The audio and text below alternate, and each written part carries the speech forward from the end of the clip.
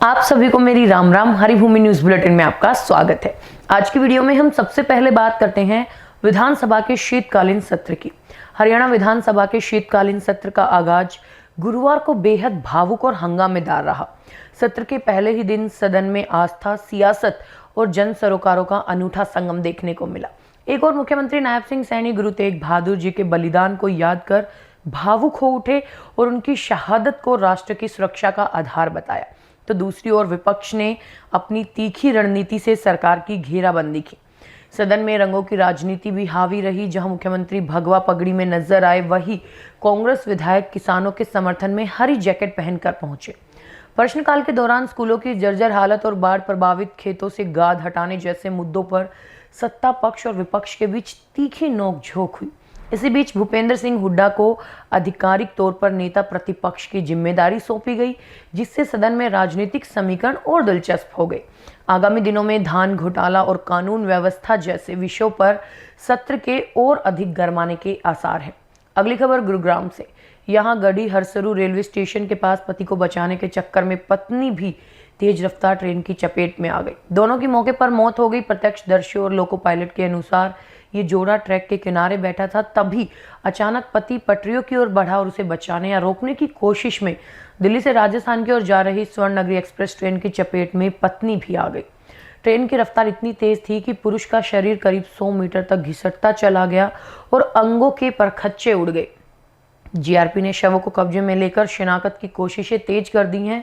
मृतकों की पहचान के लिए उनके हाथों पर बने टैटू को मुख्य सुराग माना जा रहा है। पुरुष के हाथ पर एस और महिला के हाथ पर बी अक्षर लिखा है। पुलिस आसपास के थानों में गुमशुदगी की रिपोर्ट खंगाल रही है, ताकि इस रहस्यमयी सुसाइड के पीछे की वजह और मृतकों की पहचान साफ हो सके। अब बात करते हैं नारनौल की। यहाँ नेशनल हाईवे पर गांव नीरपुर के पास पिकअप का टायर फटने से राजस्थान झुंझुनू के 16 लाख लोग घायल हो गए। ये लोग पिकअप से निहालपुरा गांव में शोक व्यक्त करने गए थे और लौटते समय होटल प्रिंस के पास अचानक चलती गाड़ी का टायर फट गया, जिससे अनियंत्रित होकर पिकअप सड़क पर पलट गई। इस भीषण दुर्घटना में 16 लोग घायल हुए हैं, जिनमें 10 महिलाएं और 6 पुरुष शामिल हैं।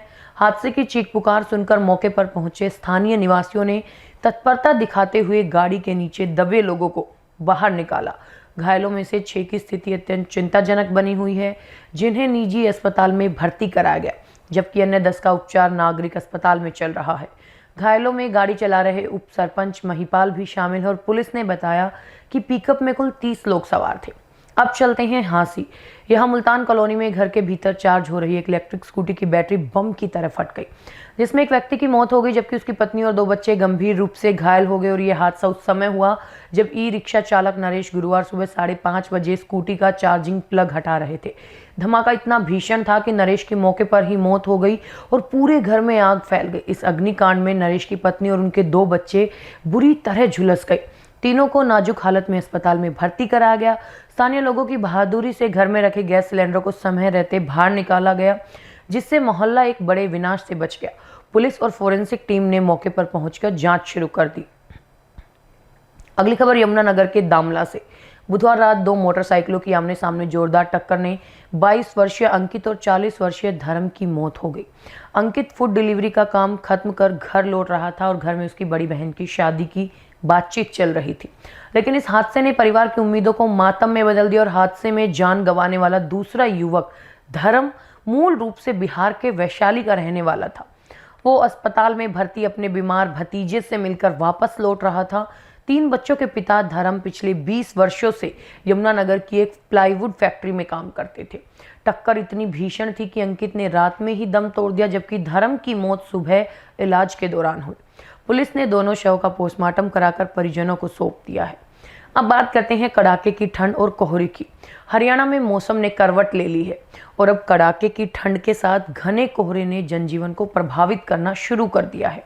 भारतीय मौसम विभाग ने प्रदेश में पहली बार कोहरे की भीषण चेतावनी जारी कर अगले 4 दिनों के लिए 9 जिलों में ऑरेंज अलर्ट घोषित किया है। सिरसा, हिसार और करनाल जैसे क्षेत्रों में बहुत घना कोहरा छाए रहने की संभावना है, जबकि शेष 13 जिलों में येलो अलर्ट लागू रहेगा।